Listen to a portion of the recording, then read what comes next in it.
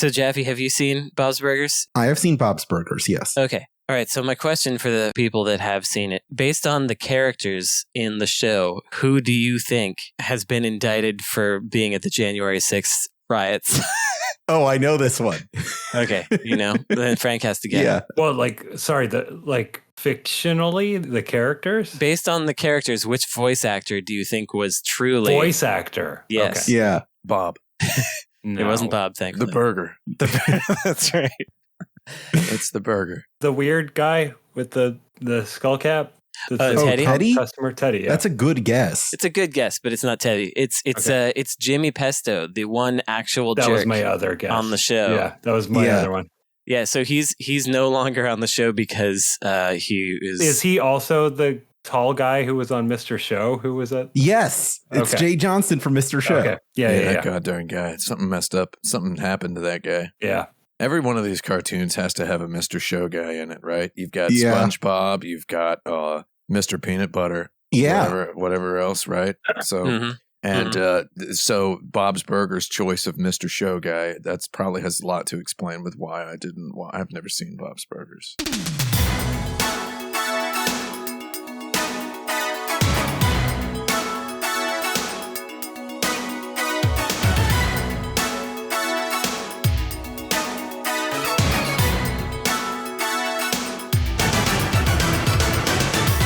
You are greedy. Go to the torture room. This is episode 329 of the Insert Credit Magazine, where the articles are paginated by a horrible buzzer. I'm Alex Jaffe, and if I had to give one piece of tutorial advice that applies to all video games, I'd say pay attention to what's happening on the screen. I'm Frank Cifaldi. If I had to give one piece of tutorial advice that applies to all video games, it's if you hold the jump button, you jump a little higher than if you tap it. That's true. I'm Tim Rogers, and if I had to give one piece of advice that applies to most, if not all, video games, I would say that look is a verb. That's my Look is a verb. Think about it. Look, using your eyes, is a verb. I'm Brandon Sheffield. If I had to give a piece of tutorial advice that applies to all video games, pick everything up. Hoard it all. Pick it all up. Keep it. It'll be useful. I'm sure of it. I got kind of a thing going on in my eye. My eyelid is all blown up. Sorry, I need to use my camera to see it. God, it hurts. Yeah, well, it's certainly pink. My eyelid's all bloated. Yeah, it's all discolored. It's bonked up. Yeah, it's probably the bad air in this room. I ordered some mold testing kits as well to see how good your mold is. Thinking I should have done that 4 years ago, but also probably kind of hoping that it comes up as though it's nothing. We got some bad stuff going on in here. I've been worried about the fact that bread gets really moldy really fast in this apartment. Oh, that's interesting. The humidity. Yeah, it's humidity. Well, you got at least you've got humidity. I don't have anything here. We're at like 1%. All my humidifiers have broken because of the mold, you see. Which is caused by the humidity. So it's just a vicious circle. Yeah. Doesn't make no sense. All right. Here's our first topic. Warner Brothers this week announced the shuttering of their acquisition Rooster Teeth, a company that started making Halo machinima and eventually branched out into podcasts and achievement guides and popular animated action series. There was a time that machinima was being treated as if it were a new medium in its own right. How has that borne out in the past 20 years? Well, don't we got YouTube now, and there's just lots of people making stuff. And I saw maybe like 22 seconds of a single one of those Halo things. Red versus blue. Once. And in the parlance of today's youth, I noped out pretty quick. I was like, well, okay. Yeah. My reaction was, oh, okay. Yeah, all right. It's definitely that. I think we were all a little too old for it by the time it Yes. I think it was they were definitely the prototype of your Irish guy yelling at Minecraft on YouTube. Can we start making fun of Irish people on this show instead of British people? I'm getting a lot of British people blowback lately. So we're going to start making fun of Irish people. Why are there so many Irish people yelling at Minecraft in primary school teacher voices for children? What's the deal with that? They're mad about it being too hard to farm potatoes. I can think of like 48 of them off the top of my head. That's no joke. Yeah. I've done the research. I'm looking at Wikipedia. Jaffe, you're going to get some blowback because that people don't like potato famine jokes. But anyway. Yeah, I'm rushing into it. If we're going to make fun of Irish people, let's do it. If you're in Boston, do not bring up Dropkick Murphys, by the way. Like, no one there thinks it's funny. It's the British who did that potato famine problem. So that's true. Ultimately, that was them. But so we came back around. But anyway, machinima was a thing when it was not possible to easily do 3D animated stuff on your own. Mm-hmm. And as young Skibbity Toilet there we go. tells us, Brandon gets 3 points. It is now. I had it in my notes right here. A lot easier to do that. And Skibbity Toilet is I wouldn't say that that is the evolution of Red versus Blue necessarily, but I would say that it's where that kind of idea went. And I would also say it's a little more interesting because that is something that's, at least from the outside observer, appeared to have begun as a weird meme thing and then evolved to have a whole universe of nonsense going on and became like a story epic of a sort while also still being incredibly bizarre. So I'd say it was a little more ambitious. Rooster Teeth was a weird one, though. They did that Ruby thing and they did some other stuff. It wasn't really ever for me, but I showed my game at their expo. Didn't you as well, Tim, or did you not? You didn't go. I didn't do that. No Rooster Teeth thing. But your game was there at the expo. Yeah, it wasn't there. At the booth. I actually boycotted it, and the publisher, they wanted to show it anyway, and I said it's okay, but I was boycotting. I was very strongly against it. I'm just kidding. I didn't know what was. I didn't. I didn't know as much about it except for the Red versus Blue thing, and then I watched. They had a stage where they would just show stuff from their expanding brand, which included YouTubers and podcasts and things. Problem. The brand expanded too much. Yeah, it expanded a bit. Well, the real problem was WB bottom. Oh yeah. Got too big. But I was sitting because I was like, okay, I'm here. I might as well learn what Rooster Teeth is about these days. And so, because I only knew that Red versus Blue existed and it wasn't for me. So I sat down, started to watch some of the stuff on the main stage, and it was about 30 seconds before it was some YouTubers just saying some racist stuff and everybody laughing. And I was like, all right, well, that's what we got. When was this, Brandon? This would have been 2015, 2016. Okay, so similar to mine. I mean, first of all, this is like shutting down any media thing right now is horrible. This was an institution, et cetera, et cetera. We can all like sympathize with that, even if the content's not for us. Let's just get that out of the way, right? Yeah. Oh, yeah. So my first and only interaction with Rooster Teeth as an organization was we were doing IDARB, so 2014, 2013, I don't know. They had some kind of expo. Well, they had a stage thing in Austin. It was like Rooster Teeth Live or something. And it was, like they were an online presence, but you could buy tickets and see these guys in person doing their thing on stage. And yeah, it sounds like a hot ticket, doesn't it? Well, it was mostly okay, I guess. Some guys doing their thing on stage. Right. But it was, early sort of YouTubers, right? Like trying to figure out how to do a stage show. And like a lot of it was fine. It was fairly well organized and stuff, but there were a lot of kids in the audience, a lot of young people, and they do things like, let's play this game on the stage because that's what we do.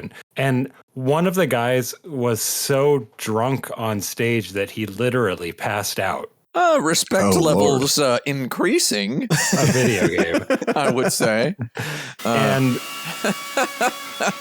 no, I'm finishing this. And it was like, that was maybe my first indication that like, maybe we shouldn't go this route with video game culture.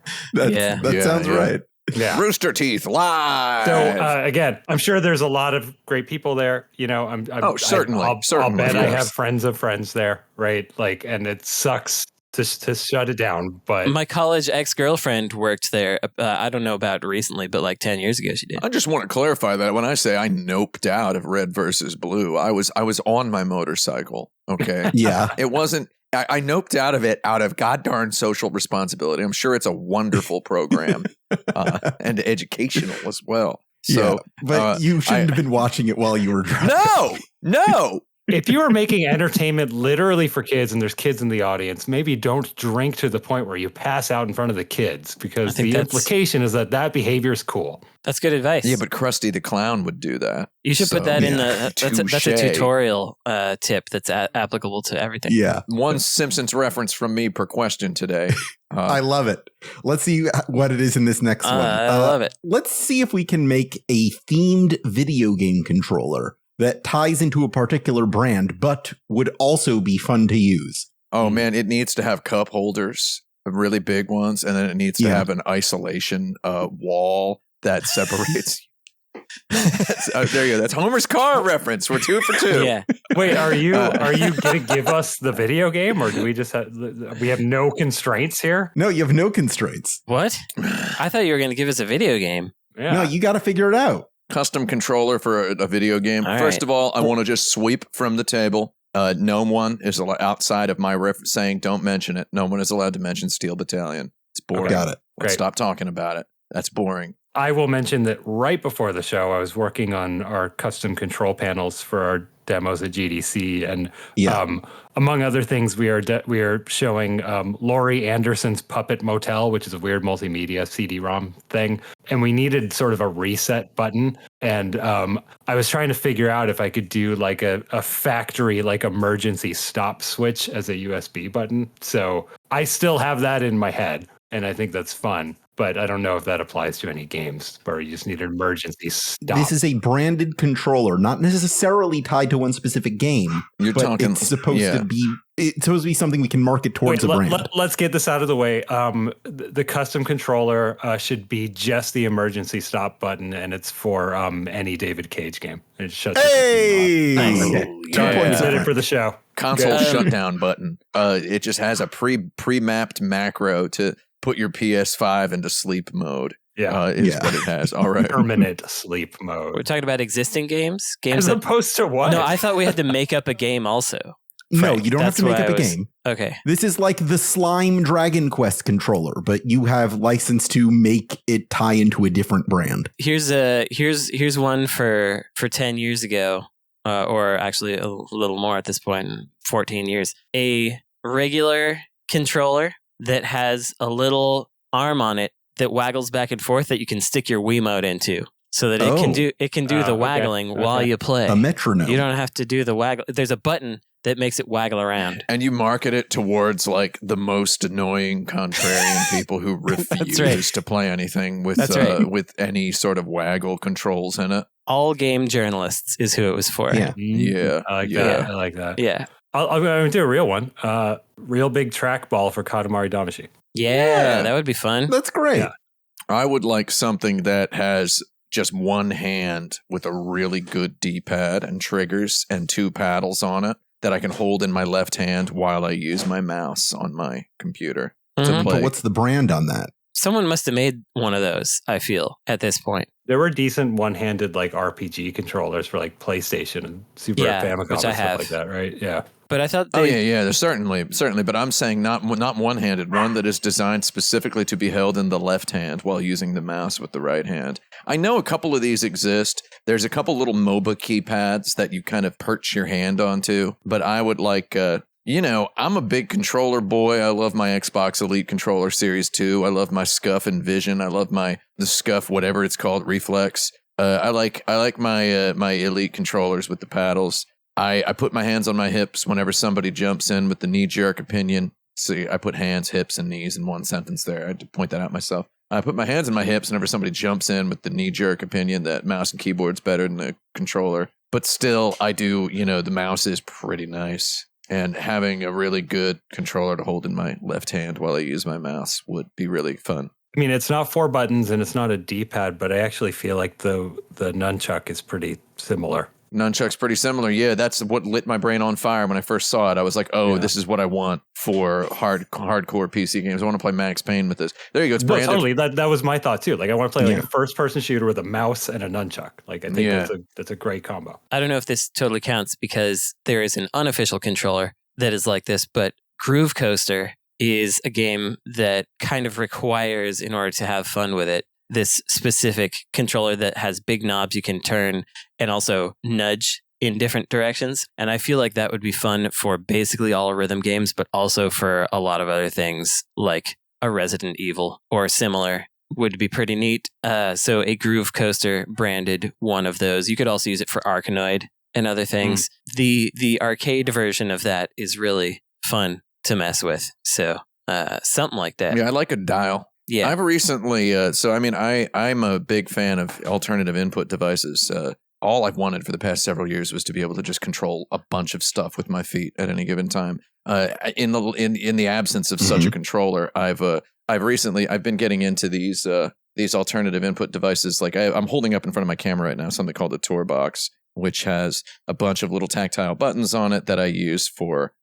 They're all mapped to video editing shortcuts in Adobe Premiere. They could have made it look a little more like the controller in Existence, but it's close. It's close. Yeah, look, well, there's your branding. It is pretty right. close. So it's I really love this thing because I've got different shortcuts mapped for After Effects, Premiere, Photoshop, and DaVinci Resolve. And it just kind of automatically switches between applications. It's got a dial, a D-pad, 2 buttons, a space bar, a little tweak dial, a scroll wheel, and the 2 little buttons, and a little shift button on the side. It's really nice. Mm-hmm. Looks like one of those little fidget boards they make for people. Yeah, except it actually does stuff, and it's made in a way that's meant to be used. This is just the box, but I also have this DaVinci Resolve speed editor thing, which has a real big, giant, weighted, beautiful steel dial on it. Yeah, those things are fun to use.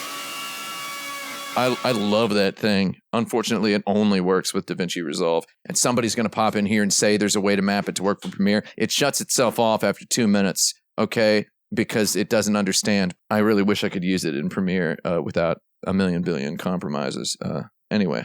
We'll get there someday. Love all this stuff. What are the most credible depictions of people playing video games in film and television? Oh, well, I don't know if this is based on a thing that I was talking about on Blue Sky, but Blue Sky, I believe it is. That thing's hasn't been shut down yet. Not yet. They're still doing it. I was watching the movie, the cinematic experience Airheads, which decent film. Is fine. There's a Sega Game Gear in there, isn't there? There's a Sega Game Gear, and there's a receptionist lady who's playing it, making a very concentrated face, and they actually use the music from the Game Gear game as the sound effects instead of doing random Atari bleep bloops, which I learned is quite often from a specific Donkey Kong game, which is weird. Oh, really? Yeah, the bleep bloops. Yeah, someone was saying this, and it seems to be... People love Donkey Kong. Seems to be true that there's a specific Atari Donkey Kong that just wound up getting into the sound library. Frank, this seems like a thing you would know about. Why? Yeah, why? Because you know about like weird video game historical ephemera. Yeah. This isn't video game history. This is movie history. Yeah. It's movies.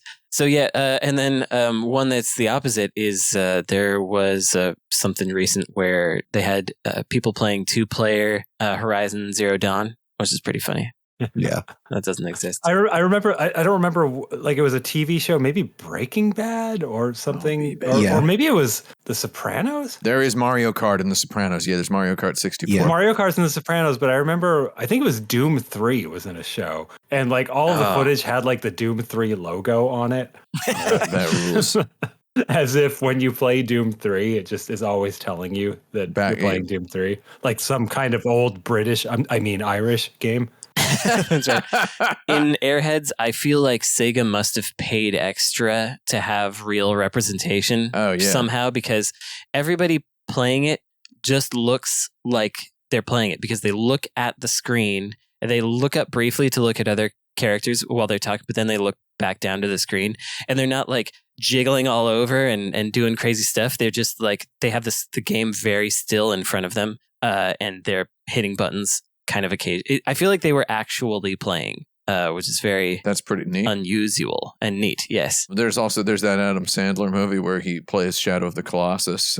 That's right. That's considered a high artistic representation of video games in a movie. What was that in? Uncut Gems or something? What was that in? No, it's that was in the 9/11 movie. Yeah, it's a movie about a guy. One of the other few dramatic Adam Sandler movies. Okay, it's not Punch Drunk Love, so no, it's not that one either. I'm going to leave it up to the audience to decide which one it might be because I don't want to spoil it for anybody. Okay. Just watch all of your Adam Sandler films, and you'll eventually discover. Just go through your backlog and wait for that Shadow of the Colossus. Can I just can we pause this topic for a second? I just want to say that I'm a little upset that every single time I play a video game that was made in Ireland, it just has the Irish tourism website URL at the bottom of the screen the whole time. Yeah. It's like visitireland.co.ir. And I'm just like, come on, man. If I wanted to go, I would have already been. Okay? I would be there right now. I actually am there right now. Humidity's not great. Our programmer who is Irish. Oh, One of the many reasons he doesn't enjoy his name? going to Dublin. His name is Faith N. Begora. It's just full of Americans from Boston discovering their roots. Oh, yeah, discovering their roots. So like those ads work too well is what I'm saying, Tim. How they ain't incremented that number yet? Why is it not tripling? When they get into tripling? That's my favorite thing to say about Brandon, is your programmer the Blarney Stone? He's not. Actually, people think he's American because his accent isn't there. They're like, it isn't weird enough. It's not Irish enough. I'm a goddarn Henry Higgins. I could tell you I wouldn't be fooled. Well, no, you would not. Every American is like, this is the most Irish person I've ever met. And then in Ireland, they're like, you don't sound like us. Oh, yeah. All right. Frank mentioned Breaking Bad. I was thinking of this scene kind of in the middle of the series where Jesse is throwing this big meth party. And he's just completely checked out of his own life. So he just goes upstairs to play Sonic in All-Stars Racing Transformed. So I guess Sopranos is the Mario Kart series and Breaking Bad is the Sonic Racing series. Yeah, interesting. It's very good. And if you're going to play games in front of kids, you should do meth and play that game. Exactly. Yeah. So it might be time splitters, but in Shaun of the Dead, when they are playing video games together, it's a relatively it's obviously faked, but it's a relatively accurate backseat driving video game experience where someone is like saying where the enemies are and then someone else is reacting to it. So that's something, especially when spoilers when he's a zombie at the end. Can I just say I realize anytime I ever express any opinion either way about media, somebody gets mad at me. So this week, someone go ahead, feel free to get mad at me for what I'm about to say, which is Shaun of the Dead just didn't do anything for me at all. Not a smile, not a giggle, nothing. I can fully understand that. I like it, but also I feel like I have an instant investment in Simon Pegg, which I cannot explain. As soon as I see that guy, I'm like, here we go. All right. I thought the movie was a nicely made thing. I was like, oh, this is all right. It's a well done. But it's just, I wasn't like raring to go at the end of the movie. I wasn't all except I was raring to go somewhere else. Blasted. But it was, I wasn't like excited about having just seen it. Hot Fuzz was slightly better, but not super exciting. I wonder how you would feel about End of the World, where Simon Pegg is a pathetic loser, but then things change to make him not a pathetic loser, which in my opinion made the movie worse. Yeah, that'd be interesting. I prefer Simon Pegg in the Mission Impossible movies, so that's just me though. It's pretty good Scotty too. Oh yeah. For a couple of those, are they ever gonna make more of those? I wonder. It's probably too late. Here's one I've been thinking about a lot for undisclosed reasons. How do you convince a studio executive that they have a bad idea before it's too late? You double the cost that they want to pay. I think one way is if you know their nephew or their one young person that is in their family, and you can convince that person that it's a bad idea or that it's like really stupid and so old and lame, then that will get the studio executive to be like, uh-oh. The kids don't like this because the one kid I know doesn't like this. Because so many times have I been talking to an executive of some sort and realized the degree to which they have no frame of their nephew or grandson. Yeah. The whole idea of kids is the one that they know. They have no frame of reference outside of like their 6-year-old vegan nephew who's constantly talking about recycling or whatever. Who they talk to once a year at Thanksgiving, and that's where they get all their ideas from. Noticed this hardcore. Yeah. And it's always the most weirdly out of touch child as well. It's one of those children who loves their parents a lot, right, and just has all of their parents' opinions. So basically, they should just be talking to their brother and his wife instead of to the child. But they think, oh, the children are the future, and their child is invariably well off as well, because we're talking about a big CEO type person. They say there's a sucker born every minute. There is. There's a couple other different types of people born every minute too. We don't need to get into what they are. Just every minute, there's a couple of people being born every. Yes. One of them is a sucker. A couple of them are suckers. Actually, the number, the initial estimate was low. And whatever the number is for Irishmen, we got to get it down. There's a good couple other ways. They're all cynical. But one way is like show that Elon Musk tried it and it didn't work. Oh yeah, like the equivalent of some other rich douchebag who tried it and it didn't work. Someone they admire. Find the douchebag that they admire and prove that it didn't work there. I mean, to be fair to executives, whatever they've done to deserve that, they're not all. They're not all generationally wealthy people born with billions of dollars in their trust fund or whatever. Yeah, just most of them. And they're not even all, not even most of them. They get there, but a lot of these executives are people who have just wormed their way up a ladder. They've just slimed their way uphill. There's a lot of failing up for sure. But there's not like they're not all. I'm getting to the punchline here. They're not all guys like born in possession of an emerald mine who make insane decisions in public, right? Because they think it's for the lols or whatever. There's actually I can't think of more than one of those.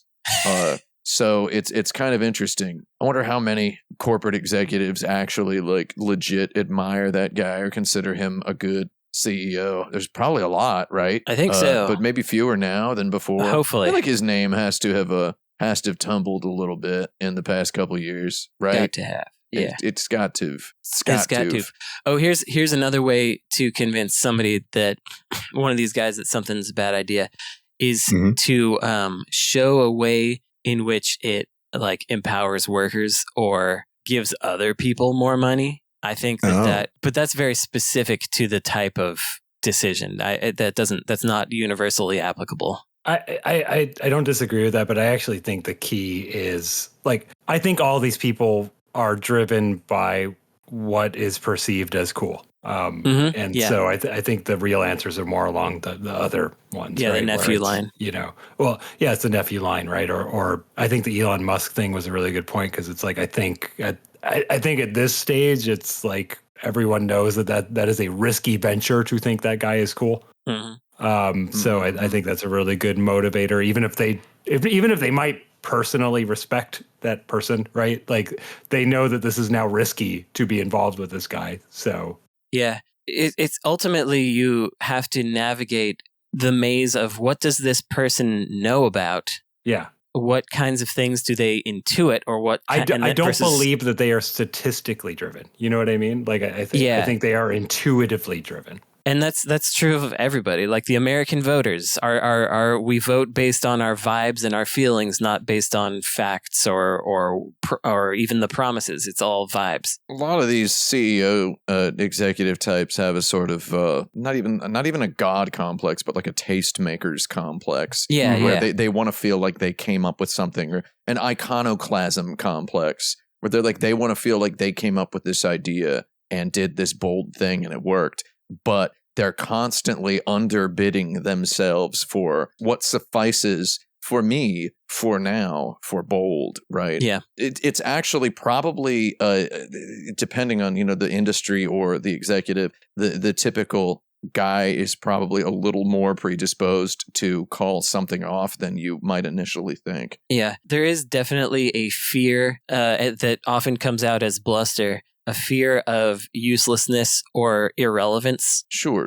Well, because they know what they are deep down. Yeah. They know they like most of us, even corporate executives know what they are. Right. And I can say that I have this fear and worry. The further abstracted I get from entering content into a video game, the more I worry, do I have anything? How am I contributing even to this? And once you get all the way up there, that's got to still be needling in the back of their brains somewhere. And they have to like push real hard to show I'm doing something. This is me. So that's just to shore up the cool factor thing as being very important. Mm-hmm. We'll be right back after a quick break.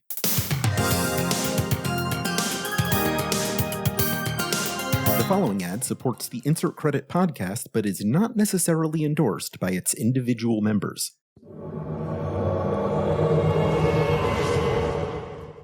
Tarnished. Have you ever tried to get a friend to watch a movie you love?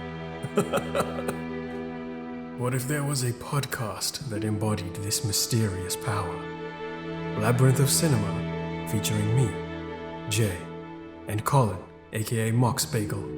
Each episode contains a spoiler-free pitch for a film that has struck the heart of a host or guest. Take the pact with us to watch and hear our thoughts. Don't be a laggardly sort. Look up Labyrinth of Cinema wherever you get your podcasts. Ow, man, don't hit the microphone. Welcome back to Insert Credit. It's time for us to go back to Carlsbad Cavern. This is the part of every show where I take a question from patreon.com/insertcredit, where patrons of this program can send in their questions to be addressed by our illustrious panel. They also get monthly bonus episodes and other neat things.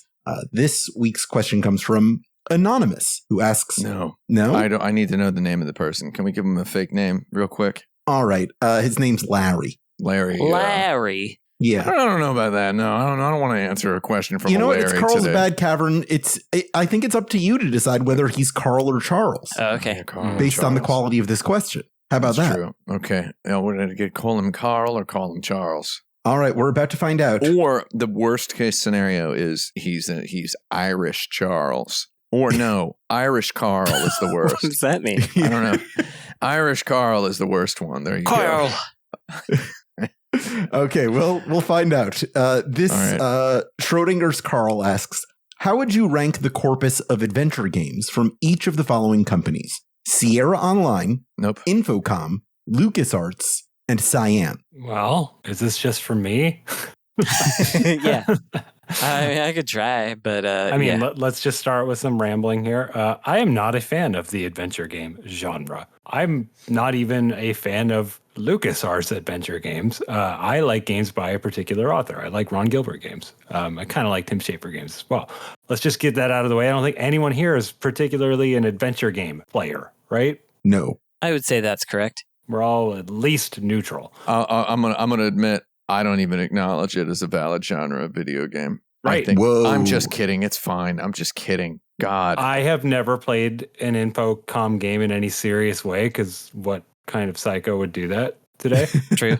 I tried Zork. I will throw out that I respect them. Something that I really respect is Steve Moretsky's Mind Forever Voyaging, which is basically a political game against Reagan. Good title, too. Which I think is pretty neat. And it's a great title. Good cover art. What else could we say about these things?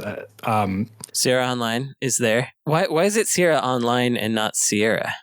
Because the heyday of adventure games, they were Sierra Online. Oh, okay. I don't know. I'm just making that up, but I think it's true. Okay. I mean, I'm pretty sure my list is LucasArts first, Sierra second, Cyan third, Infocom third, and then Cyan fourth. Not a Myst guy. I would have put Cyan a lot higher with Myst and Riven and stuff, because I feel that actually influenced, like, the walking simulator ultimately comes from that. And also I think it influenced computer graphics just in general, having those kinds of backgrounds. Like, would we have a Final Fantasy? Are we talking historical importance or quality of playing the game? Oh, I'm talking historical importance. Okay.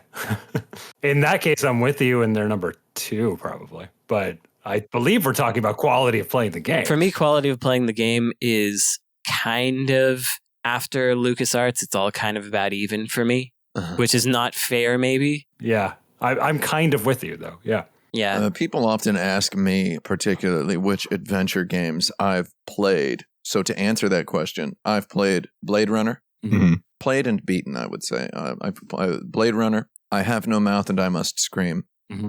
Indiana Jones and the Fate of Atlantis. I'm sorry. Oh, yeah. And Tokimeki Memorial. I would say the Tokimeki Memorial is the best one. Yeah. Hang on. What about like in the NES days, though? Did you play Maniac Mansion, Deja Vu, Shadowgate? Yeah. I played Shadowgate, but I do not recognize it. No, I'm just kidding. Shadowgate's all right. What was the other one? Deja Vu, the detective one. Yeah, I played that Uninvited. one. And Maniac Mansion, like I said, was on. I rented all of those, but I never really, I didn't like them. I didn't like Maniac Mansion either. I thought it was too, I don't know what was wrong with it. I mean, I was a child, right? So I don't know. Too many dead ends, not enough clear. Like they learned a lot from that game. That is the prototype of an adventure game. I would say that Tokimeki Memorial points at all the sorts of stuff you can do about a game that's just go to location, talk to people, have an experience, and then also have a plot, and then also have multiple endings. And I really like I Have No Mouth and I Must Scream, and I really like the Blade Runner, and I don't like Indiana Jones and the Fate of Atlantis so much. I remembered liking that. I don't remember what it's called. Alien Spaceport, something or other. There's where you're talking to aliens, and there's Alien Spaceport, Big Boy. Oh, I think that was another Steve Maretsky game, right? It was. I think it might be. Yeah, I think it was like the Space Bar or something like. Alien Spaceport Star Trekker. Is that what it's called? Yeah, I think that's what it's called. Yeah, starring Dennis Hopper. Well, so hang on. We got our 4 candidates here, right? Mhm. If we're going historical importance, I think Infocom is 1 or 2. If we're going quality of playing right now, I think it's 3 or 4. I just don't like what are we doing here? Yeah. What are we doing? It just says rank. Doesn't give any qualifiers. Let's mix it up. I think Lucas can be first. I think Sierra consistently had the highest production values, but the worst puzzles. Mm-hmm. I think Infocom is like you only do a vote because of historical importance, not because you want to actually play these games. Yeah. I think LucasArts had the most immediately playable of the 4. And then I think Cyan, it's just not for me. Like I like more like social puzzles than like mechanical puzzles. So like to me, that's almost a different genre. Yeah, I think it's telling that Myst is kind of counted more as computer software than a video game. Weirdly, I don't know if it's weirdly. I'm more interested in the Cyan games, but it is an objective interest, not an I would like to play it interest. So it's a little wiggly and ambiguous, but yeah, I'm fine with any order for these. Yeah, me too. I don't really think of the Cyan worlds. I don't think of Myst and Riven as adventure games. I don't either. That's kind of this is a weird outlier. What would they be though? I think of them in the same sense that I think of like a Microsoft Office. No. Yeah. They're more like hidden object games with puzzle segments. They're hidden object games with puzzle segments where you I just repeated the exact same thing. That's very, you did. That's very odd. I intended to say it differently the second time, and it just didn't happen. That's never happened to me before. Well, dementia's setting in. Get those omega 3s. Okay, I gotta get them. I mean, I'm with Brandon from earlier. There's proto walking simulator stuff. I think of games like The Witness as being the same as whatever that genre is. Well, The Witness is so good, dude. That's a joke.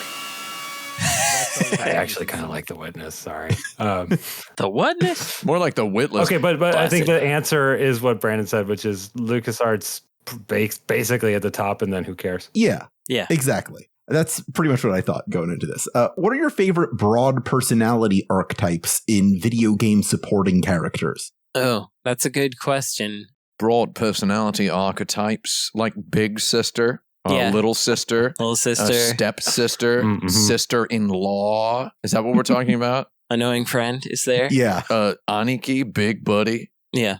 Big friend, little buddy. Yeah, if that type shows up in a video game, do you think, oh, I'm going to have a good time with this guy? Gets your goat going. Is that a phrase the kids use now? Are you asking what the goat assistant character is? Yeah, I suppose. Okay. I mean, that but could be not it. Specifically, broadly. I like Barrett in Final Fantasy VII because he's your big friend who kind of doesn't like you and then eventually just becomes like your ultimate emotional support dude. Yeah. And you and him have been through a lot of trash and he helps you and you help him. Just a couple of bros who obtain mutual respect over the course of the game. Mm-hmm. I think that's a fun type. Well, I was about to almost say the same thing, except in a more embarrassing way, which is that I must begrudgingly admit that despite seeing it every time, I could just see the whole arc. the tsundere character. I knew it. Is I got to subtract those 3 points I gave you at the beginning of the show. That's okay. But Barrett is basically that in a more intelligent way. Yeah, he is. And so just the character that's like gruff but needs you around, and then likes you more over time. But you can't have all those, because Ooblets tried to do the thing where all the characters don't like you, and then they all have an arc of liking you more later. And so you're just walking around a place where everyone's being a jerk to you for no reason constantly. You can't pull off an Eiji Yoshikawa's Musashi with every character in fewer than 900 pages. Is That's my right. advice to any. Where Eiji Yoshikawa's Musashi, like a lot of people don't like Musashi, and then at the end they all do. So that's fun. Is there an opposite arc of like a supporting character who's really on board with you at the beginning and then grows to resent you through Absolutely. the game? Yeah, there's a couple, yeah. There's plenty of those, and that is much less desired for me, because you can also very obviously see where it's going, and it's not a pleasant arc, and so you have to like wait for this guy to become more of a jerk. But I really don't like when a character is willfully not understanding things and then has to learn to become more accepting later. Like tsundere character works because you know that they always have this core of softness and niceness to them that's definitely there. Watching someone like go through the arc of jerk to nice, but without that core or without that cool thing, then it doesn't work for me at all. You don't like an Archie Bunker? No. Archie Bunker's dead. I think sometimes like simply supportive friend character can be totally fine. I never look at a property and go like, oh, that's for me. I love it. But I think it's a good one. It's nice to have. Like your Tifa's. I think Aerith in Final Fantasy VII Remake Rebirth is really good because she's happy, fun, clever, sort of weird, supportive friend who also just has lots and lots of darkness, secret darkness. But you can't crush her with a giant hand. You can't crush her with a big tanker truck bed. That's your personality problem, though, not hers. So. Her personality is invincible. But yeah, I'm trying to think of some other tropes that are fun and good that would inspire me to keep going. I feel like there aren't a lot of different types that people use. I like the cool guy. I don't usually like, but I have noticed a subversion of the cool guy trope where the cool guy is also nice and just happens to be good at everything. Oh, but, like your buddy in the Judgment Games, Kaito-san. Yeah. So like when someone's cool, but they're also nice and they can do everything, but they're not smug and they're not an elite or whatever, then that I actually like that character. And I feel like that character has only somewhat recently emerged in media. They've kind of been on that in like J dramas for a while. Basically, We're just talking about. I am mostly talking about Japanese character tropes, but I think that's because that's the medium that leans heaviest into tropes as a starting point. Yeah, and it's they're the most fun because they dare to have some fun with stuff. Yeah, they mess around with it after. I think my favorite supporting character archetype is the Don Quixote, the guy who has these like noble standards and an impossible quest in an unnoble world. That's a fun one. That's always nice to me. I like when I see that dude. Yeah. Yeah, they got those. Which video game would benefit most from the World of Warcraft Classic treatment? Ooh. Just to bring it all back and bring it all back. Roll it back. Roll it back, but also keep the new, because there's the new one still as well. So they got both. Right. I really think they should bring back original Final Fantasy XIV for people who think it was actually pretty good, and then they should let you play that because it got a bad rap. It's actually a masterpiece. That's a joke. I've never played it, but what if they brought back the original Final Fantasy XIV that they've buried? Yeah. Is there an answer for this that isn't an MMO? Yeah, I'm trying to That's think. what I'm wondering. Sure, yeah. There's got to be Like a live service game, I guess. It doesn't have to be an MMO. Mm-hmm. Oh, well, I don't know if this really, really counts, but Bejeweled 3 on your iPad and whatever got turned into a live service game, and they added all kinds of monetization stuff, and that game was really fun by itself. And if you could just pay for it again, that would be great, but you can't. The Candy Crushification of all that Yeah, stuff. but by now, those games are so different from each other that that it would be cool. But they'll never do it because they just won't make enough money off it. I mean, those Rovios made that Angry Birds Classic. You remember that? Where they just let you have Angry Birds how it used to be, but with the graphics a little nicer now. Yeah.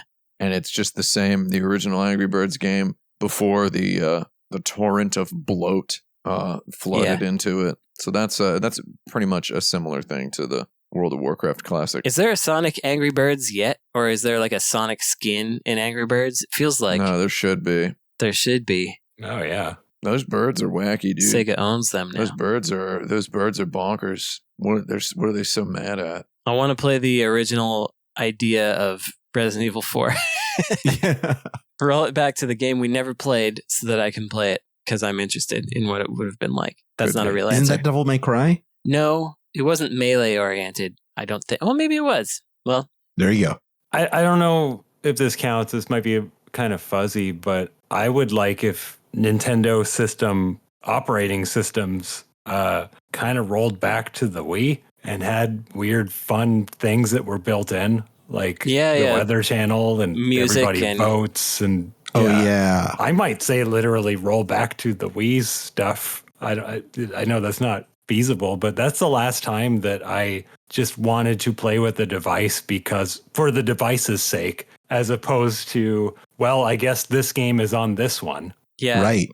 It is kind of odd that they didn't continue that. It must not have been quite popular enough, I guess. I don't know that this is the reason it's not there, but I do have enough insight to tell you that it was led by NOA, and I'll maybe let you draw your own conclusions from there. Yeah. Wait, which thing? The original or the removal of? We the Everybody Votes channel was led by NOA. Like that stuff was an NOA thing. It was their push to get people to do more online things, but like even Street Pass and that kind of stuff is like that. All those ideas were fun and cute. So roll Nintendo back is what we're saying. Yeah, roll Nintendo's systems back to have the fun features that aren't just we're a store for video games. Yeah, I'm on board with that.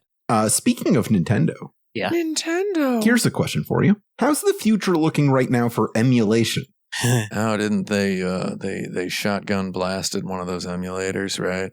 Yeah, and another one came with it that wasn't blasted.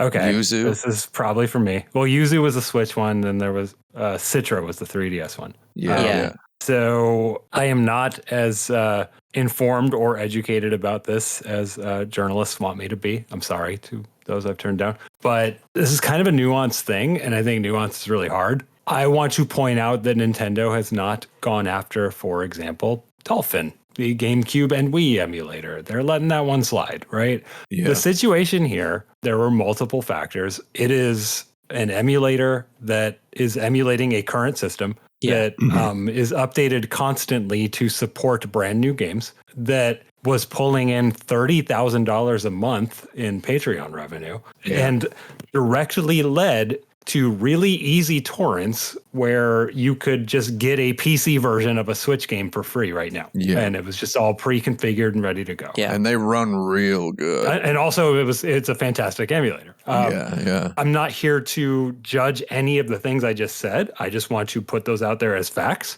to establish that, of course, Nintendo has an active interest in this not happening, right? Like Nintendo has an active interest in people not having pirated PC versions of Switch games that they can't control in some way. And Valve, they had like early video of the Steam Deck. They had a screen of like looking at the store. And Yuzu was on there. Oh, that's interesting. I didn't know that. On that screen. And they had to edit it to get rid of that. But to me, that showed that like Valve was either like, look, you don't need a Switch. You can get Switch games here. Yeah, you play better. Or it could have been as simple as whoever owned that Steam Deck at Valve was like, had it on there to check it out. This is what I like. It's hard to decide which of those two possibilities is genuinely tackier, to be honest. It would be pretty tacky for either one of those things to have happened. Those facts are established. Nintendo obviously doesn't want this around. I don't believe they're like emulators, even though they kind of are legally. I don't think you get Nintendo's ire unless you're taking control away from them of their current property or you're making money off of their property. I think those are the only two ways to piss them off. So in this situation, of course, they didn't want it, but they can't go after the concept of an emulator. But this is Nintendo. If you give them any wiggle room to find something against you, they'll go for it. And in this case, I think this team flew too close to the sun. The Patreon was it, I think. Well, the Patreon, sure, like all of those factors built are in there. But I think what got them was that people on their team who were directly being paid for this were not very good about not encouraging piracy. Like officially, the emulator discouraged piracy of Nintendo games, but there's enough like public evidence of people on the team essentially telling people how to pirate Nintendo stuff that's what got them. And so the lawsuit was about this emulator encouraging piracy, and that's why it had to be settled for $2.4 million, because the evidence was probably irrefutable. So, again, I think there's nuance here. I think people are like, wow, Nintendo's destroying the concept of the emulator. I don't think that's true. I think that, unfortunately, this team just, didn't have a totally clean house where they should have. And Nintendo found that hole and went for it. And that's what happened. And the 3DS emulator came down because it was the same team. That's the only reason. It's not Nintendo was not like, get rid of this 3DS emulator. It was this team can no longer, as part of this settlement, I haven't really read the settlement, but I believe it's this team cannot engage in activities for emulating Nintendo games as part of the settlement. So like that team can no longer be involved in Citra. You can still get the Virtual Boy emulator for the 3DS, which, by the way, you should probably do that. That's pretty cool. It does seem pretty cool. I'd like to know about that. That might be the only way I ever play Virtual Boy games. Me too. And it works with the 3D. Like if you have your 3D, this is something that Nintendo 100% should have done at the time. Everybody was waiting for it, and now there's I guess there was an older one that didn't work so well, but this one works pretty good. So this is the same situation. Sorry to interrupt him, but this is the same situation as Nintendo shutting down ROM websites, right? Like. They weren't going after everywhere that hosted old Nintendo ROMs. They were going after websites that profited from ad revenue while using Nintendo property, like having Mario in their logos and stuff like that. You know what I mean? Like that's what gets them, not, your free website or your Internet Archive upload or whatever that has the ROMs. They don't care about that. What Nintendo should care about is they should make a Switch too. That lets me play The Legend of Zelda Tears of the Kingdom at 60 FPS and 1080p, like we might have in the year 2013 or so on a PC or whatever. That's all I want. I'm not asking for 4K 120. Just it'd be nice if, it's true. They see these guys making money and encouraging piracy, and that's no go. But also they're like, wow, they're making us look so bad, and people are going to be so disappointed when the Switch 2 is not as good as this. And Switch 2 is not as good as a MacBook Air from 2012 running this emulator. Like, they're going to be really, really, Nintendo's just covering their bases a heck of early. A year in advance is what they're doing.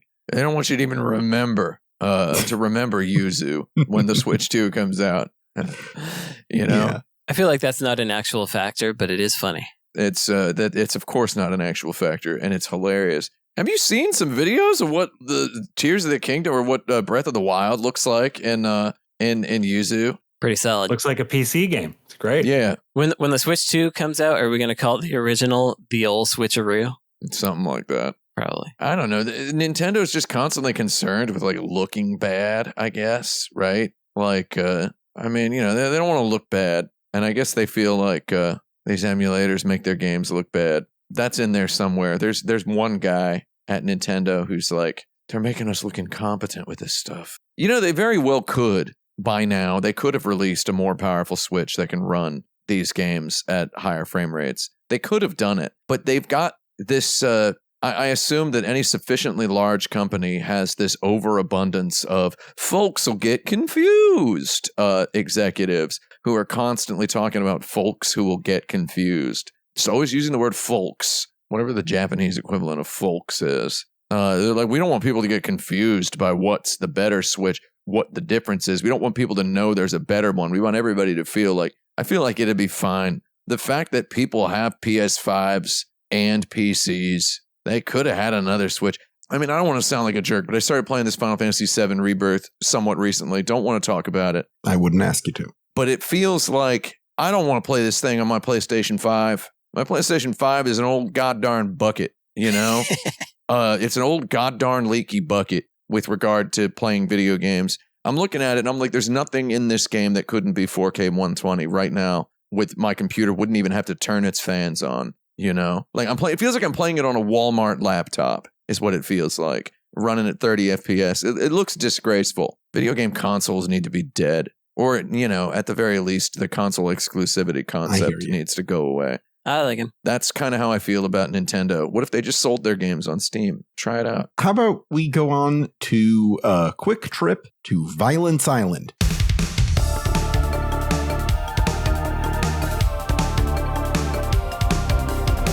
Oh. It's time for us to adjudicate some who would win in a fight scenarios that our listeners sent us on forums.insertcredit.com.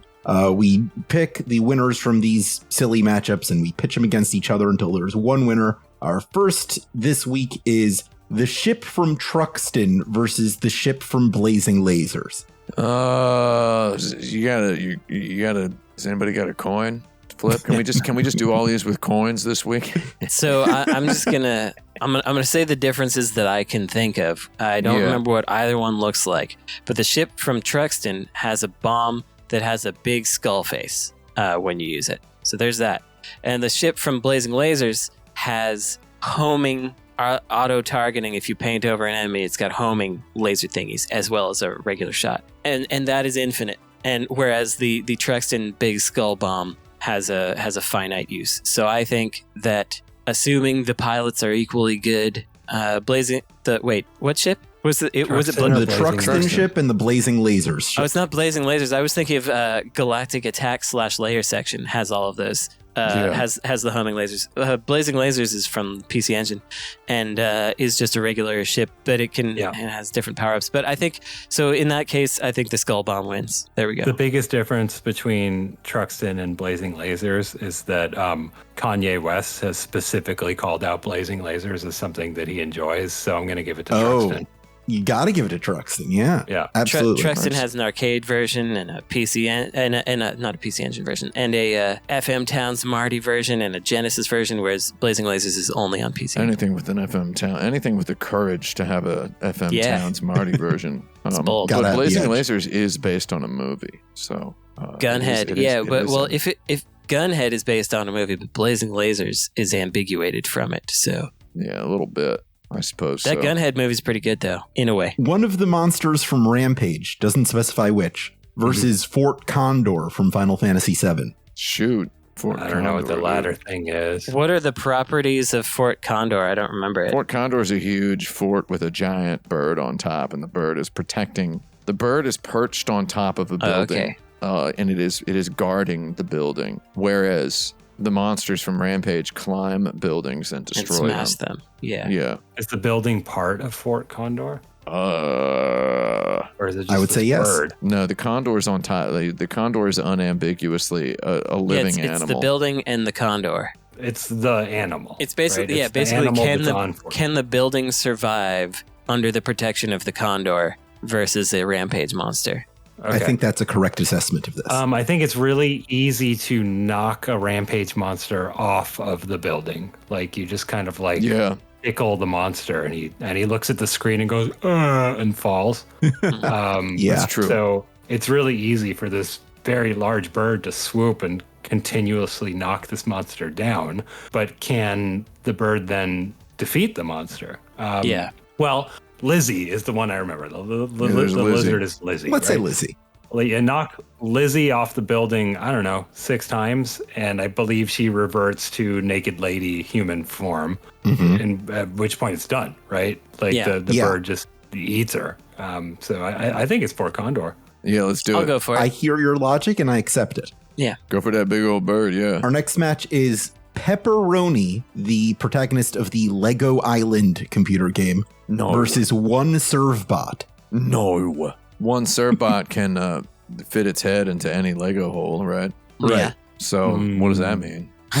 Yeah. I think that's up to us to determine. I guess what is this other character? Pepperoni? Pepperoni, the protagonist of Lego Island. He has a What do they skateboard, do? he delivers pizzas, and he works with Legos. Is he a Lego person? He is a Lego man. So if he could just step on the top of the serve-bot, then that's it, right? He'd be stuck there forever. I don't think it's implied that a Lego person is immediately stuck forever if they hold into a peg. Otherwise, how are they walking on like Lego grass? Well, okay, that's a good point. All right, He got you there. you got me there.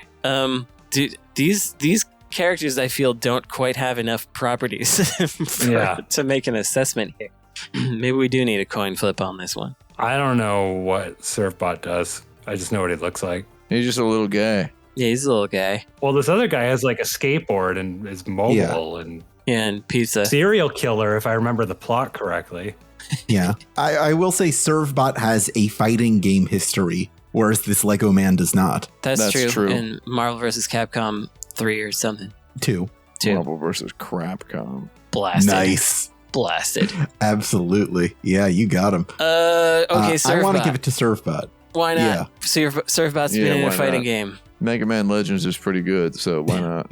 The protagonist from Prey 2006 versus the protagonist from Prey 2017. Okay, so I didn't play the 2017 one. Did anyone else? Because I'm wondering if the spirit walking exists in Prey I 2017. played a little bit of it. I'll tell you this. They've just got more mechanics now. There's more tricks. Yeah. The upgraded version is going to win 9 times out of 10. As long as there's also spirit walking, because in Prey 2006, when you die, you can fight your way back from death at least once. Actually, every time. You have to die twice. You have to be killed in the spirit world as well. So that is a big factor, but I haven't played 2017 to know if that's in there. Well, we all don't know, so let's just flip a coin as to whether spirit I think we got to go with the 2017 one. Tim says it's just an upgraded version of the first guy. There's more Yeah, stuff. but again, there's this. Okay, I'm gonna look it up right now. No, I could tell you, but you Tell should me. just look it up. Just look it I'm up. gonna look it up. The protagonist's name is Morgan Yu. Yes. All right, is- very good. It is there. Excellent. Okay. See, that's fun. So 2017. Yeah. Time for our semifinals. Could the ship from Truxton defeat Fort Condor? Yeah. Well, they fire a whole lot of bullets out Yeah. of those ships. Yeah. Pretty fast, Yeah. I think so. Sorry, Bird. Yeah. Could one Servbot defeat Morgan Yu? No. No, I didn't think so either. you get kicked in the head like a soccer ball. But could Morgan Yu defeat the ship from Truxton? It's a good Right. question. Is it? I think the real question is, could Solid Snake from Metal Gear defeat the Vic Viper starship from Gradius? That is a better question. Probably, but I mean, the answer to that is no. Yeah, I guess it's probably the ship from Truxton. Yeah, just gonna be blasting at the guy. Yeah, blasting at a guy. All He's right. gonna be standing down there just crying, Big skull bomb. weeping and crying, weeping and screaming and screaming and weeping. Right? The Yeah. ship from Truxton goes on to our Tournament of Champions. He's I gonna love be it. yelling about how this sucks repeatedly. Like, Yeah. I hate this. This is so stupid. As he just gets shot at. The ship from Truxton just turning the beach at Violence Island into a big old Swiss cheese. That's Violence Island for you. I love it. I'm very happy with this. Screaming and weeping and crying and weeping and weeping and Yeah. screaming. That's all that a ground-bound dude is going to be able to do. I will say the ship from Truxton is called the Super Fighter and is piloted by a man named Tatsuo. This is going to have to be one of those moments, I forget if they're still around, where you just throw enough rabbits at it until it drowns. Yeah, Mhm. we'll find out. I think the Rabbids are out this round, but we'll figure that out at some point in the future. For now, it's time for recommendations. Woo! I'll take this opportunity to make an apology for being derisive of Irish people. videos where people Google things and talk about the results, because Yeah. I didn't realize that was just what videos are now. That there's Yeah. that's like all the opinion piece things, all the like I investigated something. Like, what do you mean? So many videos about like getting to the bottom of X Yeah. are just a video of a person Googling something and talking about the results. So I was disappointed in the first time I saw one of those. I was like, they could have actually talked to some people. But then I realized that that's what people like, and that's what a lot of videos are. So my mistake, I guess. People like it, and it's fine. Yeah, I mean, I don't know exactly what the impetus of this conversation is. I had been talking to Frank, I think, on the show about how I was disappointed that the H Bomber Guy video about Tommy Tallarico, people were so excited about this, but I was like, the big reveal was that he sent someone an email, and I was like, this isn't quite like investigative journalism. And so, but then I realized that that's kind of just the genre of looking things up. I remember you being really reductive about that in the Discord. Well, I wasn't thread. trying to be. I know what the deal is. You were upset that people thought we mentioned Tommy Tallarico on the show because we'd watched that video, when really we'd been clowning on Tallarico for years. Yes. Right. And there was a lot more to be known had someone gone and done on the ground talking to people research. Yeah, I mean, speaking from personal experience, though, what he did in that video was, in fact, it's telling a story, and I don't want to whip it. the phrase orders of magnitude around too freewheelingly, but it's perhaps orders of magnitude more impressively complicated than the average viewer will ever have occasion to understand. Sure. You know, not just telling the story, but the editing, the performance, the writing, keeping it engaging and entertaining. And I understand all and appreciate all of that. And truly the only point I objected to was the reaction of people thinking that this was like investigative journalism when it is primarily online research. But then I realized online research and extremely good presentation. Well, yes, but I fully acknowledge all the what presentation it stuff. was interpretation of the research. Like there was a bit of interpretation as well. What you are describing, Brandon, is not H Bomber Guy. I think most YouTube videos are just a regurgitation of facts that are online. This is not a regurgitation. This is an interpretation. It's a virtuosic arrangement. Right. A virtuosic arrangement and entertaining interpretation, I would say. And people are pretty bad at that. Yeah. My understanding of this came from watching another guy who people really like for this same kind of thing doing even less stuff. It was really just like, God, you can just say it was one of my videos. That's a joke.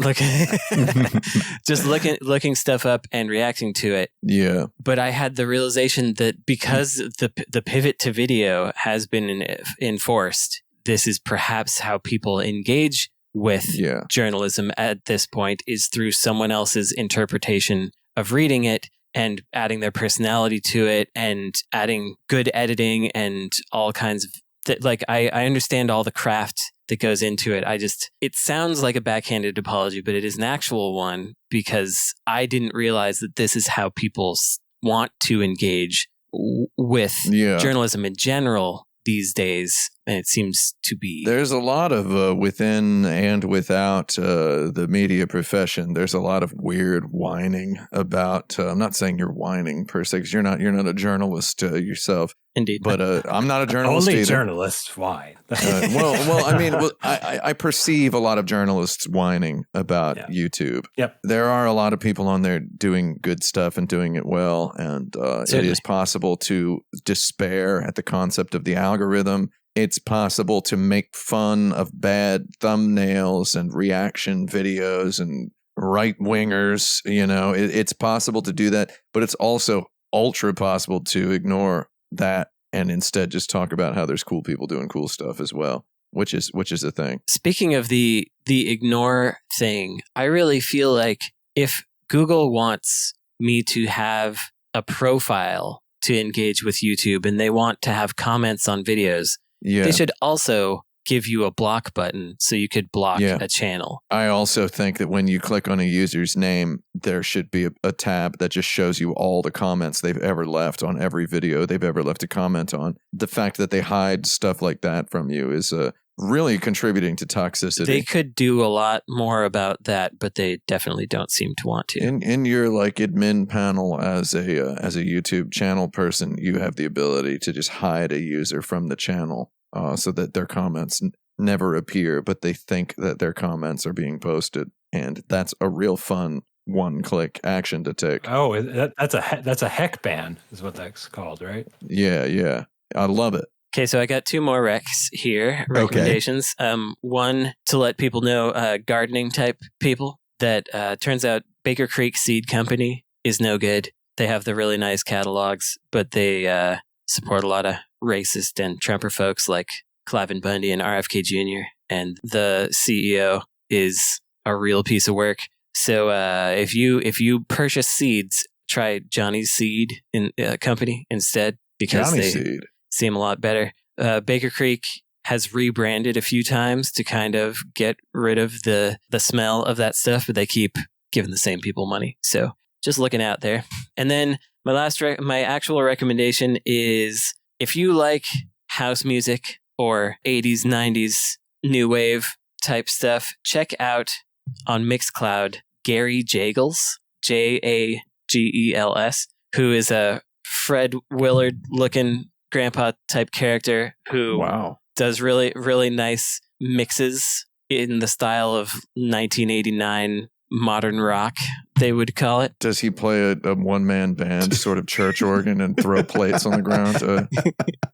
He looks like he could. This next one's about a baby duck who got his head stuck in a stewed tomato. That's right. You should check him out, because all of his mixes on Mixcloud have like 6 listens, and most of them are me. So if he will notice if you go and listen to his mixes. Mixcloud doesn't really allow messaging very easily, but he'll like message or comment on things that you've watched and be like, thanks for listening to this. He's just like a nice old guy. I hope he's nice. He seems nice. So listen to his stuff. Did you ask him what gardening supplies he uses? I just Googled him and he's ultra racist. I'm just kidding. Oh no, he's Irish. Brandon has to immediately issue a retraction. An apology. Yeah, oh no! Brandon immediately fills his diaper with God, we need to start a running bit where every episode is Brandon apologizing for the thing he recommended in the last episode. That hasn't happened very many times. So I've got a pretty good track record. I'll never apologize. You know what? I'm going to give a recommendation that I'm not going to apologize for. You know what? Preemptively, I'm just putting it out there. Anybody wanting me to apologize for this recommendation, they can go straight to heck. You want to know what my recommendation is? What's that? My recommendation is go to CyanFoods.com, click on the word shop, scroll down a little bit, click on the word chili oil, and you're going to see XFF chili oil and crisps jar. Click on the 16 ounce at $17.75. Add that to your cart. You're going to have that shipped to you in about a day. What this is, I can buy a Cyan Famous Foods hot sauce for chili oil myself. Yeah, you can buy the chili oil with crisps, and then here's what you do. I'm going to go do it right now. Go to your supermarket downstairs, or if you have one downstairs, buy a big old bag of baby spinach. Okay, it does not have to be organic. By the way, can we just say this? Organic vegetables, who cares? Most of the time, right? It's I also do say that, though I would not say it around my parents. I'm sure there's a thing to be said about organic vegetables a little more articulately than I just did. But I buy the vegetables I want to eat today. Is what I do. There's some good lists out there of which ones actually might sort of matter and which ones don't. Look it up if you care about that sort of thing. I'm honestly a little interested in looking at that. So perhaps I shall. Perhaps I shall, and perhaps I will. But you go ahead and you get your baby spinach, right? Now, here's something I recommend. I usually cook with macadamia oil. I don't know if anybody here has strong feelings about what oil they use to cook with. I usually cook with macadamia oil. I think it tastes better than butter. And I think it's better for my stomach acid and such. I only have strong feelings about smoke points. So if you want to go there, I'm down. But macadamia oil's got a heck of a smoke point, I believe. I cook with avocado oil if I can't get to the store that has. They don't have macadamia oil at any of the stores immediately within a 4-second walk of my house. But if I feel like walking 3 minutes, then I can get the macadamia oil. So sometimes I've had to suffer with a bottle of avocado oil. They both have pretty good smoke points. They're both pretty good on your cholesterols and health and stuff. Macadamia oil, I think, is some of the best. I think it tastes better than butter, to be perfectly honest, on eggs. Anyway, you put a little bit of that in your cast iron pan. You pour the whole big bag of baby spinach in there, okay? You turn the heat up real hot, by the way. Pour the whole big bag in there. Now, you crack a little salt, crack a little pepper, put a big spoonful of the Cyan oil on top, Then you dig to the bottom of the Cyan pot and you get a little half a spoonful of the crisps. And you got to have the oil and the crisps. You put the crisps in there, and now you use your big old pair of silicone OXO tongs and you stir it around in the pan until the spinach becomes about 1/8 of the size it was to begin with. This takes about 12 seconds. And congratulations, you just made a delicious meal in about 12 seconds. Now, the Cyan, now here's the thing. I mentioned buying the Cyan Famous Foods oil on a live stream several times. And every single time, somebody pops up in the chat and says, anybody who doesn't want to spend $18 on some chili oil, there are tutorials on YouTube on how to make your own. Yeah, you can put those in your pipe and smoke them. Because I dare you, I double goddarn dog dare you to try to make chili oil as good as this. Brandon knows what's up with this chili oil. I do. There's proportions and there's an alchemical mathematicality to it. You can just buy it online. Everybody buy it online. Do it and make delicious vegetables. I'm also going to recommend Zindru chili oil. Or it's more about the crunch than the oil. Oh, yeah. Well, you get the crunch in the Cyan as well. It's another good one. Just if you're like, I want to try several. That one's also good. But yeah, I'm going to order this Cyan one. I'm going to see if I can get these. They have a hand-ripped noodles meal kit. Yeah, yeah. And you can also buy spinach dumplings. I haven't tried those. So the reason I bring this up at the end of this show is that during the show, I did buy some Cyan Famous Foods chili oil, which I could have just. I had to go outside yesterday. First of all, oh no, don't recommend that. I had to go outside yesterday. Torrential rain. Train in front of my train derailed while I was on my way to jury duty. Oof. I had to get out and walk in the torrential rain to another train that I then had to walk 9 minutes from to get to the courthouse, where I proceeded to be jacked around with for 9 hours. And as I'm on my way back to the sub W, I think there's an XFF near here. Wheel near here. I could go there and get more chili oils and crisps. And then I didn't. And then you regretted it. I sat here and I look at my watch during the show and I'm like, I could go get some crisps. And then I'm like, you know what? Let's stay home. And that's Frank, you got any chili oils to recommend? No chili oils. I'm not really an oil with crisps person. I like it. It's just it's a little too calorically dense for where I'm at. Next time you're in New York, I'm familiar, dude. Check out Cyan Famous Foods. You been to Cyan Famous Foods? Yeah. Oh, yeah. Oh, you did? Well, shoot. Yeah. Mm-hmm. Didn't invite either of you. Yeah, no, that's fine. That's Next time I will. It was a very quick trip. No crisp oil. But I did finally finish that Prince of Persia game I've talked about twice now. It took me over a month. That's just my game playing style these days, I guess. So you're already down. You got one game now in 2024. That's good. I got one, right? Yeah, that's pretty good. There. Yeah, beginning of March. All right. So, good pace. I think I recommend it. It's a pretty good game. It's a really good feeling platforming game. There's a lot of like fun platforming puzzles. That's what I like in a game. So like fun platforming Metroidvania. Prince of Persia platform puzzles. The story stuff, I have no idea what's going on. And it just feels very like overwritten, you know? There's like 8 different threads happening, and some of them are only in like giant text-only lore dumps. Why can't any of these Ubisoft games just have like a relatable story, or like a story that's like followable or clean? It's like every Assassin's Creed game comes out, and there's like 3 guys on your Twitter feed who are like, "Oh, this is the best story yet," and it's like, "Oh, I know that they didn't make anything good again. They just chose to overwrite This game starts with a really good premise for a story. Yeah. So he's, a warrior in a tribe of warriors, and there's sort of this philosophical talk at the beginning, like, and the direct question is, what's at the end of your blade? Like, where is this going for you? And it's a really interesting premise, and I can't tell you what the answer was, even though that was clearly And it's not because it's like interestingly ambiguous. It's just like, wait, did they ever address that? Like that was, it's even reinforced in like Act 2. Like, he still doesn't know what's at the end of his blade. But anyway, I don't know that my recommendation is, sure, I recommend play the game. If you're into 2D Metroidvanias, I think this is one of my favorites. My recommendation is to watch the credits that are about 10 minutes long. Oh, just 10. That's not bad. Just play a game in your head where you pick out a name and try to imagine, what did they actually do? Because it's phenomenal. Like, usually when credits are this long, it's because, I don't know, it's a Rockstar game and like 400 people did QA on it, That's not the premise. That's not what's going on here. It just keeps naming new companies and then everyone at the company. And then there's one part where it's like, I think it's for a website and there's like 30 programmers. Wow. I was like, what website is this? God, and what are they programming? Who are these people? This is why we've lost so many people in the game industry, because we got 30 people programming a website. I'm not saying that's that. Not true. That's not true. That's a little raw, man. I think you're going to have to apologize for that one next week.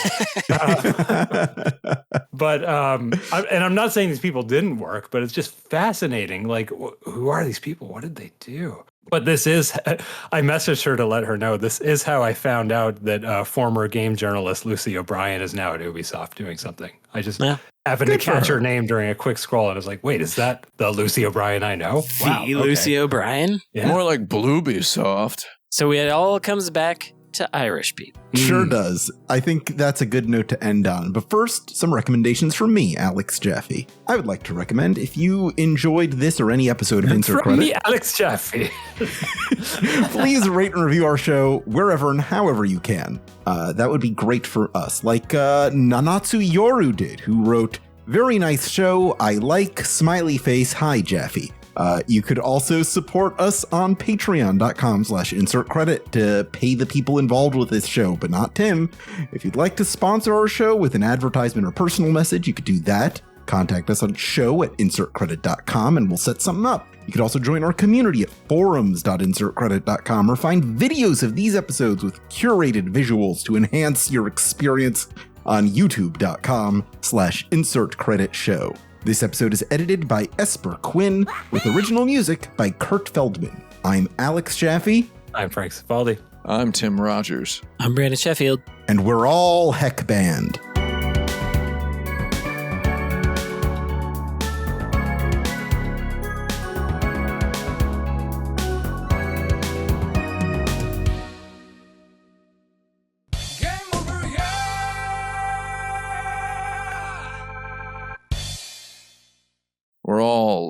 We're all stars now in the Dope Show. That's true. I've heard it from another source and you corroborate it.